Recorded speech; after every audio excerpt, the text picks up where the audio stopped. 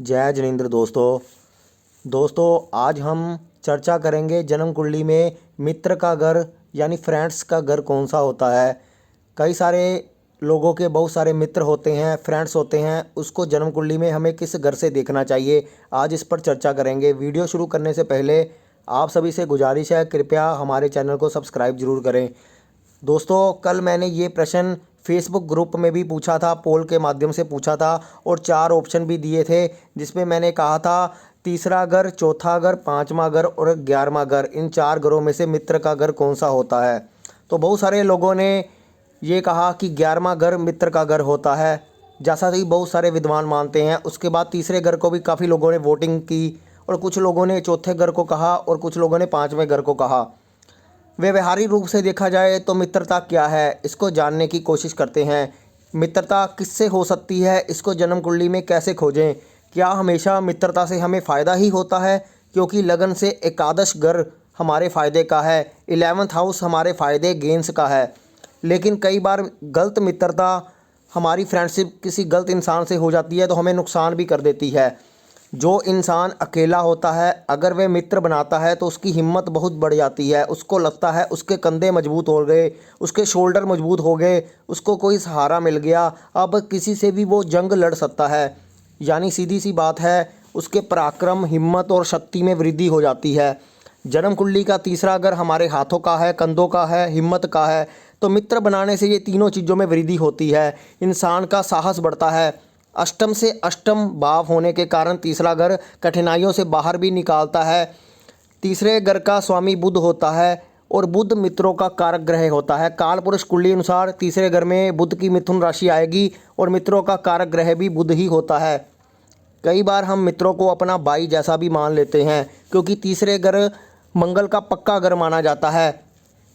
Third house communication का है, online का भी होता है और दोस्ती ऑनलाइन के माध्यम से बहुत होती है। और हम सब फेसबुक हो या सोशल मीडिया हो, कहीं से भी ऑनलाइन फ्रेंड्स काफ़ी बनाते हैं और हमारे काफ़ी फ्रेंड ऑनलाइन से भी आते हैं। दोस्त कभी खून के रिश्ते के नहीं होते, खून के रिश्ते जैसे बन जाते हैं, क्योंकि बुध और मंगल का प्रभाव तीसरे घर में होता है। बुध की मित्रता अगर आपके साथ है तो उसकी किसी और के साथ भी है। जैसे आपने कोई फ्रेंड बनाया, उसके आगे भी फ्रेंड है, उसके आगे के आगे फ्रेंड है, तो बुध का सर्कल एक के साथ नहीं रहता, क्योंकि बुध की जो मित्रता है वो सूर्य के साथ भी है और शनि के साथ भी है, जिस कारण तीसरा भाव जो होता है वो न्यूट्रल माना जाता है। बुध की मित्रता किसी के साथ भी हो सकती है। बुध का कोई भरोसा नहीं होता, आज आपके साथ है तो कल किसी और के साथ भी हो सकता है। जिसको आप फ्रेंड मान के हो वो किसी और को मानता हो, कल आपको छोड़कर कहीं और के पास चले जाए।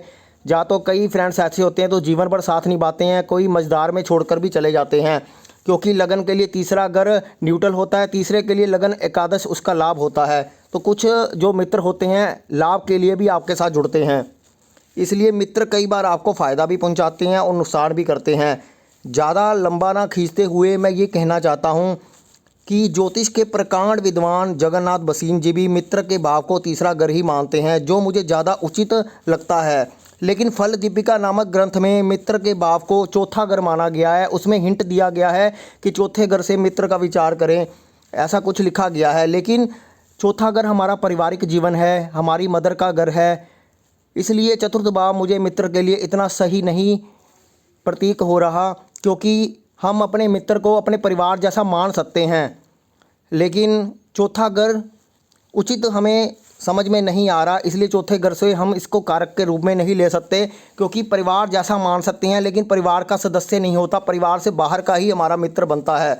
तो देखा जाए तो तीसरा घर बिल्कुल उचित होता है, हमारा दायरा बढ़ाता है, हमारे कंधे मजबूत करता है, हमें साहस भी देता है। और कई बार जब गलत इंसान मित्र बन जाता है तो वहीं हमारे कंधे टूट जाते हैं, हमें नुकसान होता है, हमारी हिम्मत भी टूट जाती है। तो दोनों तरीक़ों से तीसरा घर बिल्कुल सही हमें दिखाई दे रहा है, इसलिए हम इस कंक्लूजन पर पहुँचे हैं कि तीसरा घर ही मित्र के लिए सबसे ज़्यादा उचित होता है। एस्ट्रोलॉजी में हम जन्म कुंडली का तीसरा घर ही मित्र के रूप में देखेंगे। ये हमारी सोच है, हमारी राय है, हो सकता है आपकी राय हमसे भिन्न हो, ये सभी की अपनी बुद्धिमत्ता के ऊपर निर्भर करता है, आप किसका चुनाव कर सकते हैं। लेकिन मैंने लॉजिकली साइंटिफिक तरीके से आप सभी को बताने की कोशिश की है। उम्मीद करता हूं आपको ये वीडियो अच्छा लगा होगा।